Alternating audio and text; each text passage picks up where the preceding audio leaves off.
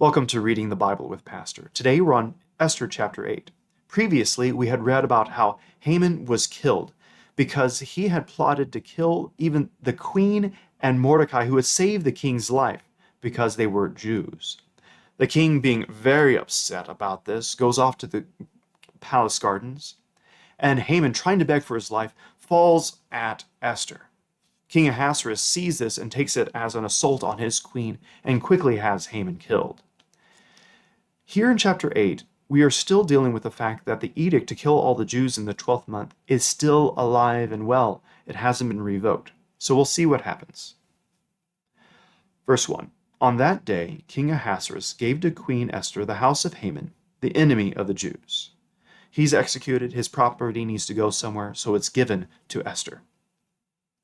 And Mordecai came before the king, for Esther had told what he was to her. Basically, he's my relation, he's been taking care of me. And the king took off his signet ring, which he had taken from Haman, and gave it to Mordecai. Haman was a second in command, holding on to the signet ring of the king, being able to basically make decrees on his own, and is now in Mordecai's possession. And Esther set Mordecai over the house of Haman. Then Esther spoke again to the king. She fell at his feet and wept and pleaded with him to avert the evil plan of Haman the Agagite and the plot that he had devised against the Jews. Remember, the Agagites are actually enemies of the Jews.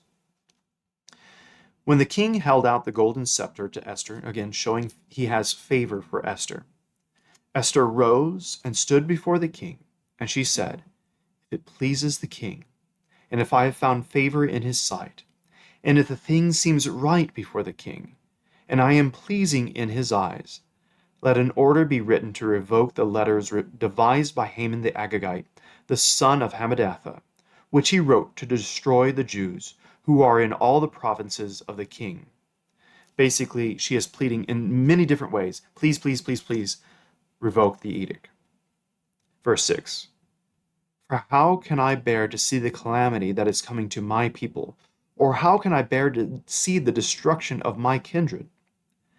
Then King Ahasuerus said to Queen Esther and to Mordecai the Jew, Behold, I have given Esther the house of Haman, and I have hanged him on the gallows, because he had intended to lay hands on the Jews. But you may write as you please with regard to the Jews in the name of the king, and seal it with the king's ring, for an edict written in the name of the king and sealed with the king's ring cannot be revoked. The king's scribes were summoned at that time in the 3rd month, which is the month of Sivan, on the 23rd day, and an edict was written according to all that Mordecai commanded concerning the Jews, to the satraps and the governors and the officials of the provinces from India to Ethiopia, 127 provinces, to each province in its own script, and to each people in its own language, and also to the Jews and their script and their language. And he wrote in the name of King Ahasuerus, and sealed it with the king's signet ring. Then he sent the letters by mounted couriers riding on swift horses that were used in the king's service, bred from the royal stud, saying that the king allowed the Jews who were in every city to gather and defend their lives, to destroy, to kill, and to annihilate any armed force of any people or province that might attack them, children and women included, and to plunder their goods. On one day, throughout all the provinces of King Ahasuerus, on the 13th day of the 12th month, which is the month of Adar. So basically, this is almost a complete copy of what Haman had written about the Jews. And now Mordecai writes a similar edict that the Jews can defend themselves and defeat their enemies on the very same day and month that Haman had written his decree. Verse 13. A copy of what was written was to be issued as a decree in every province, being publicly displayed to all peoples, and the Jews were to be ready on that day to take vengeance on their enemies. So the couriers, mounted on their swift horses, that were used in the king's service, rode out hurriedly, urged by the king's command, and the decree was issued in Susa the citadel. Then Mordecai went out from the presence of the king in royal robes of blue and white, with a great golden crown and a robe of fine linen and purple. And the city of Susa shouted and rejoiced. The Jews had light and gladness and joy and honor.